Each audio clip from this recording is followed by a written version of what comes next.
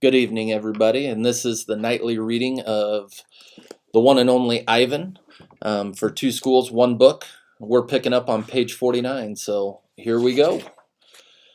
Usually Mac leaves after the last show, but tonight he is in his office working late. When he's done, he stops by my domain and stares at me for a long time while he drinks from a brown bottle.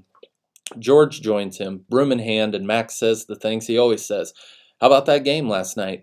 And business has been slow, but it'll get better. You'll see. And don't forget to empty the trash.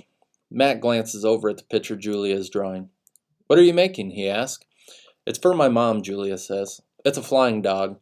She holds up her drawing, eyeing it critically. She likes airplanes and dogs. Mac murmurs, sounding unconvinced. He looks at George. How's your wife doing anyway? About the same, George says. She has good days and bad days. Yeah, don't we all, Max says. Max starts to leave, then pauses. He reaches into his pocket and pulls out a crumpled green bill and presses it into George's hand. Here, Max says with a shrug. Buy the kid some more crayons. Mac is already out the door before George can yell, Thanks. Stella, I say after Julia and her father go home, I can't sleep. Of course you can, she says. You're the king of sleepers. Shh, Bob says, from his perch on my belly. I'm dreaming about chili fries. I'm tired, I say, but I'm not sleepy. What are you tired of? Stella asks. I think for a while. It's hard to put into words. Gorillas are not complainers. We're dreamers, poets, philosophers, nap takers. I don't know exactly. I kick at my tire swing. I think I may be a little tired of my domain. That's because it's a cage, Bob tells me. Bob is not always tactful. I know, Stella says. It's a very small domain. And you're a very big gorilla, Bob adds. Stella, I asked. Yes. I noticed you were limping more than usual today. Is your leg bothering you? Just a little, Stella answers. I sigh. Bob resettles. His ears flick. He drools a bit, but I don't mind. I'm used to it. Try eating something, Stella says. That always makes you happy. I eat an old brown carrot. It doesn't help, but I don't tell Stella. She needs to sleep.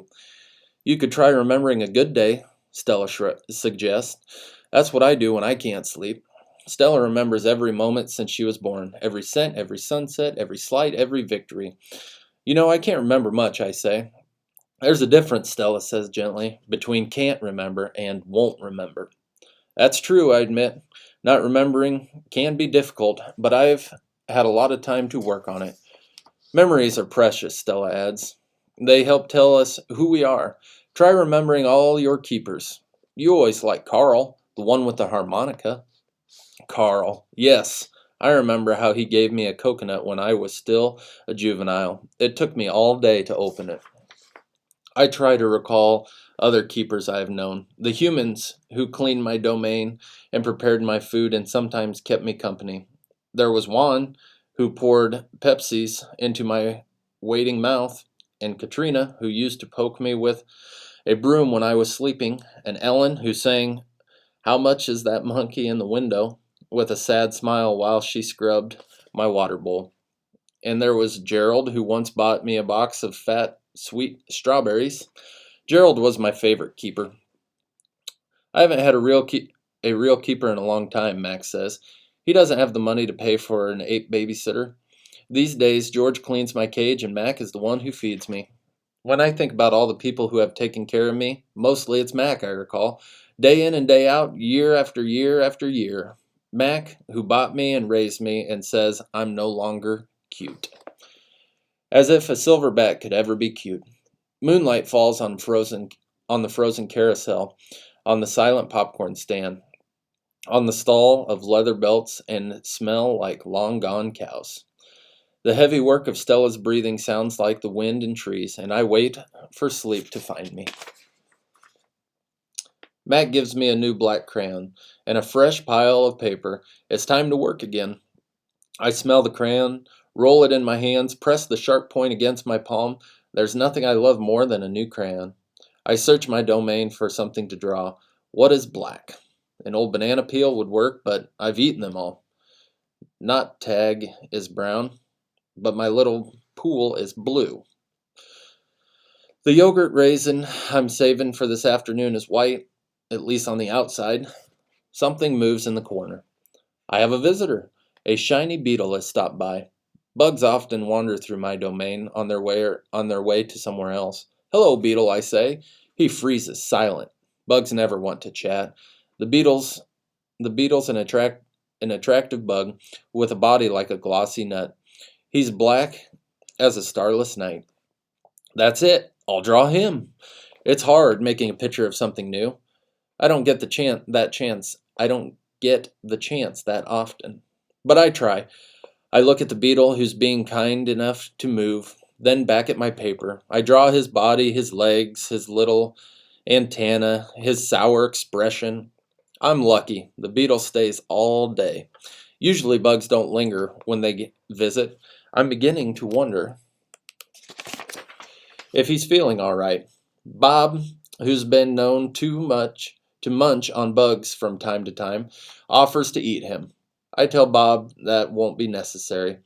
I'm just finishing my last picture when Mac returns. George and Julia are with him. Mac enters my domain and picks up a drawing. What the heck is this? He asks. Beats me what Ivan thinks he's drawing. This is a picture of nothing, a big black nothing. Julia is standing just outside my domain. Can I see? She asks. Mac holds my picture up to the window. Julia tilts her head. She squeezes one eye shut.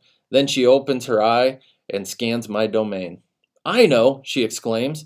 It's a beetle. See that beetle over there by Ivan's pool? Man, I just sprayed this place for bugs. Mac walks over the beetle and lifts his foot. Before Mac can stomp, the beetle skitters away, disappearing through the crack in the wall. Mac turns back to my drawings. So you figure this is a beetle, huh? If you say so, kid. Oh, that's a beetle for sure, Julia says, smiling at me. I know a beetle when I see one. It's nice, I think, having a fellow artist around. Stella is the first to notice the change, but soon we all feel it. A new animal is coming to the Big Top Mall. How do we know this? Because we listen, we watch, and most of all, we sniff the air. Humans always smell odd when change is in the air, like rotten meat with a hint of papaya. Bob fears our new neighbor will be a giant cat with slitted eyes and a coiled tail, but Stella says a truck will arrive this afternoon carrying a baby elephant. How do you know? I ask. I sample the air, but all I smell is caramel corn. I love caramel corn. I can hear her, Stella says. She's crying for her mother. I listen. I hear the cars charging past. I hear the snore of the sun bears on their wired domain. I don't hear any elephants. You're just hoping, I say. Stella closes her eyes. No, she says softly. Not hoping, not at all. And with that, you can continue reading through pages 74, and tomorrow night we'll pick up again on page 75. Have a good night, everybody.